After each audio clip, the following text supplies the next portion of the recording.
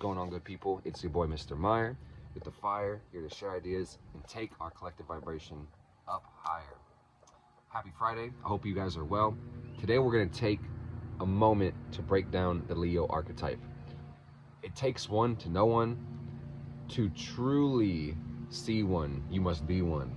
So I must preface this video by saying that my sun is in the 11th house of Leo, opposite my Uranus in Aquarius in the 5th house.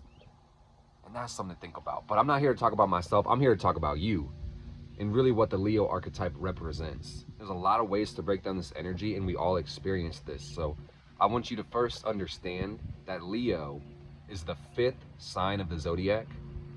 It follows Cancer and it precedes Virgo.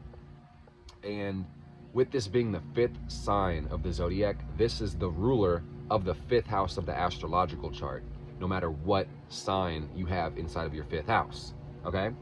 So what this means is the 5th house part of us is creative self-actualization, fun, entertainment, what you consider amusing. This all pertains to the 5th house of the body, okay? This is the solar plexus. And every zodiac sign has many qualifications, classifications, and I want you to know that planetary ruler is really one of the most important ones. And the planet that rules Leo is the sun. It's the star. It's a big ass ball of gas, and it gives us all the light, the life, and the warmth that we need to exist in this realm. And it's the gravitational center of the solar system. So the Earth orbits around the sun, Mercury, Venus, Mars, Jupiter, all the way out to Eris, probably. Does Eris orbit around? Who knows, man? I know Pluto does. There's a lot of planets orbiting the center of this body. And from a scientific perspective, we understand that all the stars you can point out in the sky, they have such a mass that if there are planets out there, outside of our solar system, they probably orbit around the stars because of the mass and the magnitude and the size of these bodies, okay? So really the sun represents the center of existence for all of us. And it took us a long time to get here to understand that we're actually going around the sun and not the other way around, which is kind of interesting to think about that. So I want you to understand that through correspondence, the sun in your own natal chart will indicate yourself, your spirit, your ego, the center of your experiences. And this is really what the Leo archetype talks about, is how do you creatively self-actualize? How do you express your personality? And also, what things in life are going to amuse you, uplift you, entertain you? What engenders your innate sense of well-being and or creativity? This is reflective of your sun. The sun shows you what kind of experiences you go after, okay? So really, the archetype of Leo centers itself around personal self-expression. And this is really reflected in the modes and the elements of the Leo archetype. If you follow the sequence of the zodiac wheel, you understand that on the 5th sign, you end up on fixed fire, because we go cardinal fixed, mutable, cardinal fixed, boom, you're at Leo, okay? Fixed fire. So fixating means to not change, to stabilize, to organize, to maintain. Cardinal creates, mutable dispels to get ready for the next cardinal. And this shit happens all the way to infinity, circles all the way. So this means fixating and not changing the fire element. And on a human personality level, I will let you know that the fire element really correlates to your enthusiasm, your will to exist, your innate spark that animates your life. Fire correlates to your metabolism. This is the energetic fluid, you could almost say. That's not necessarily correct, but you should see the idea. That animates your body. And this also correlates to your sight, the fire element. Fire is vision. And I want you to know that the fire element actually corresponds to the right brain with the water element. And then the air and the earth corresponds to the left brain. So what this means about the Leo energy, this talks about being able to fixate your vision or sight, or be able to fixate and maintain steady in your creative self-actualization or personal self-expression. So that's pretty cool. So if you've ever known a Leo, and I also want to say it's a masculine archetype, meaning it sits in the center and pushes out from itself, okay? It's externalizing. If you've ever met a Leo, these people may be kind of bold, kind of loud, proud, the way that these people express their personality when they have their sun in the sign of Leo, is generally to a pretty high magnitude. And there is a sense of enthusiasm for life that just kind of radiates from within these people. But I want you to understand, because of perspective and geometry, you know, this is opposite the 11th house in the 11th sign of Aquarius. So the thing about Leo is a lot of times there's a high level of self-realization, which can lend itself to self-actualization, but it doesn't always do that. So it's really in the best interest for someone with their sun in Leo, or personal planets in Leo, or just having complications with their sun, to have a little bit more awareness of the needs of others, so that the actions that you take will automatically make your life fulfilling. Because Leo, it tends to give. That's really what the sun is about centering yourself in your own experience so you can relate to the rest of the world and give your personality, yourself, your identity into a way that is able to be appreciated, respected, admired, can entertain others and uplift others.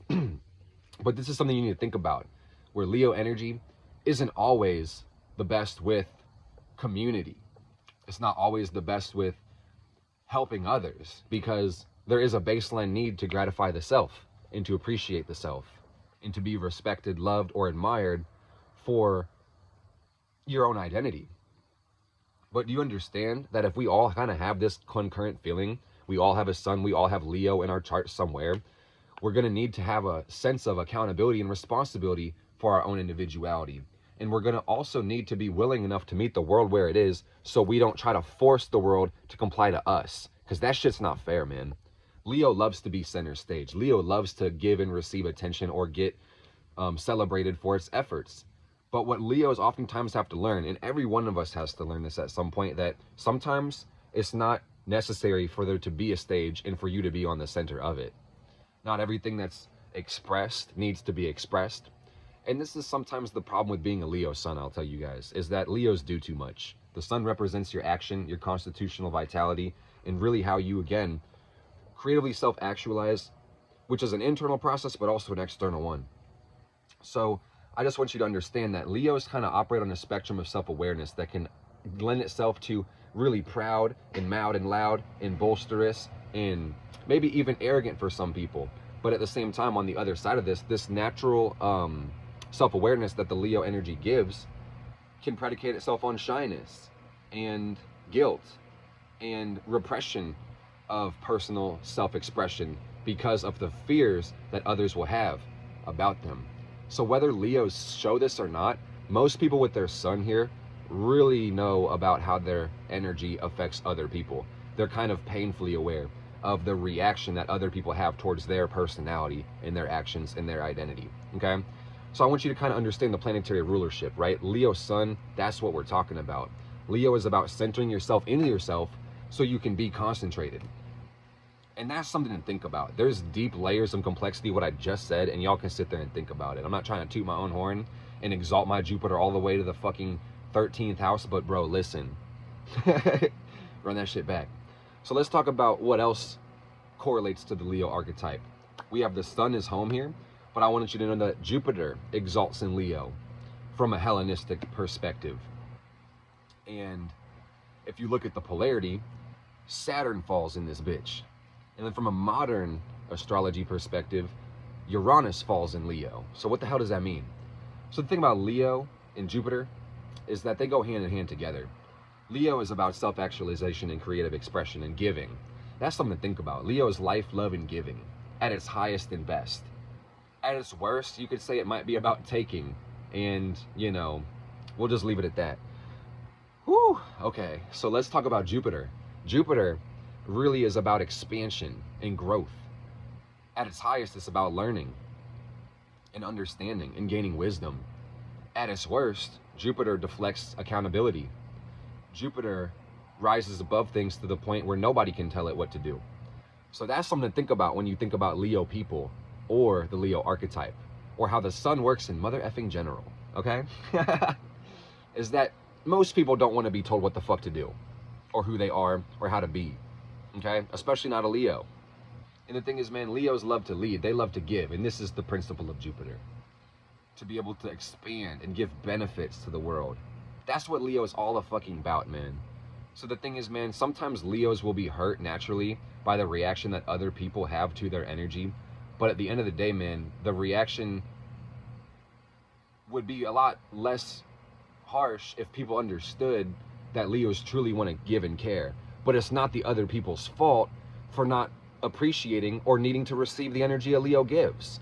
So Leo's got to sit the fuck back and humble themselves, quite honestly, man, and realize that just because you are entertained and amused and enthused by something, the world might not need that shit, bro. AKA, again, you don't need to be center stage every goddamn day. And the funny thing about Leo, man, is this is, again, about entertainment.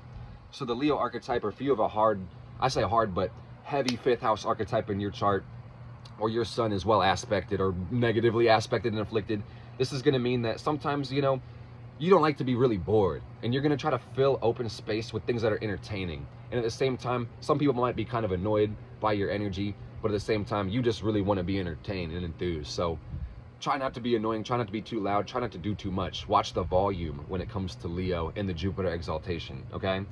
And at the end of the day, man, if we want to reflect the higher qualities of Jupiter, that means that a Leo really needs to understand themselves so they can understand their place in the rest of the fucking world. And that's, again, why Leo is opposite the 11th house and this polarity does its thing. Because with Saturn falling in Leo, man, this says that Leos can lack accountability. Leos might not like responsibility. But truly speaking, this means responsibility is the key to all of their motherfucking freedom, man. Because these detriment fallen placements often have huge lessons and great implications for those who are ready to face the music. You know, no pun intended. So, Saturn rules society. It rules limits and boundaries. In reality, what's true, what's objective, what's agreed upon. So the thing about Leo, man, is you gotta, again, humble yourself and understand that, you know, your needs don't necessarily reflect the needs of everybody else. You see what I'm saying? So, a lot of times, man, I'll tell you, this is heavily reflected in my opposition to my sun and the way the houses are correlated, but I have to understand in my own life that a lot of times what I think is best for other people is just a reflection of what I need in my own damn life to be able to gratify and not humble myself, but fulfill myself as an individual. So I want to say that sometimes it's hard for the Leo archetype because it's so self-referential and on some level of self-actualization to understand the needs of society sometimes, because inherently you're going to need a lot more appreciation, respect, admiration, praise, and being liked by others as Leo for whatever form of creative self-actualization you prefer. You understand? So that again predicates you on needing to pay attention to the needs of reality. Okay? I feel like a broken record. But I also want to say that Uranus is said to fall here from a modern evolutionary perspective level. So this says that Uranus, the planet of freedom, individuality, and change, really does the best in Aquarius, which is about humanity and community in the group at large, and being able to look at things rationally and scientifically so we can detach emotions and comfort, detach these things from advancement, okay? The funny thing about Aquarius and Uranus at its highest is it doesn't care about how you feel. It's going to do its best for everybody else. Like 1313, as I said that, Uranus say, fuck y'all. You know, we need this. So that's the funny thing about Uranus is it does represent our true core individuality and our individuated self, which in a way reflects the Leo archetype inherently. But at the same time, with the location of Uranus, this predicates itself to already having an understanding of the boundaries and the parameters and the structure of Saturn. Do you understand? So I want to say that I've already obliquely been talking about this, but this says that, you know, Leos may not inherently handle change the best. It is a fixed sign after all. But at the same time, man, when a Leo can see themselves in a transpersonal way and really understand their place in the world, they'll make the best changes necessary. And they might even make changes that are bold and dramatic and way outside of the realm of other people's fucking courage, okay? When they can really tune into the individuality within and put it in perspective of their own interpersonal responsibility in the world. Yeah, that's some shit to think about, okay? So I love you guys. There's so much more I could say, but I've really got to crank out more chart readings. So I want to thank everybody who has invested in themselves and has been so patient with me getting caught up and balancing things in my own life, man. I'll be doing third house shit, bro, quite honestly. Like getting new plates from my car, DMV trips, and etc. This, that, and the third, making sure everything is organized. Because this quality over quantity, I thank you guys so much for all the love and the support. Whew, I don't like the word should, but if y'all fuck with me, like button, please. Please, please, please. This shit operates on engagement. So if you hate this, smash that dislike button, send it to all your hater friends. But if you love it, send it to all your people that you think would benefit from having an understanding of the sun archetype, aka the Leo. Because we're in the last couple degrees of this. Happy belated to all the Leos, or happy early to the ones who have their sun near Regulus. So I love you guys, appreciate you. You can get a copy of Simplified Astrology Volume 1, signed by your boy, free digital copies. If you add them all to cart, you get the automatic discount. So just do the thing. If you haven't gotten the book yet, I would love to sign it for you and get a copy in your hands. So thanks to y'all. I'll see you soon. Virgo new moon coming real soon. Ooh, woo, you know the deal. Leave me a comment. Where's your sun? Where's your 5th house? What's going on? What's your aspects hitting for? Let's talk about you. I'll see y'all.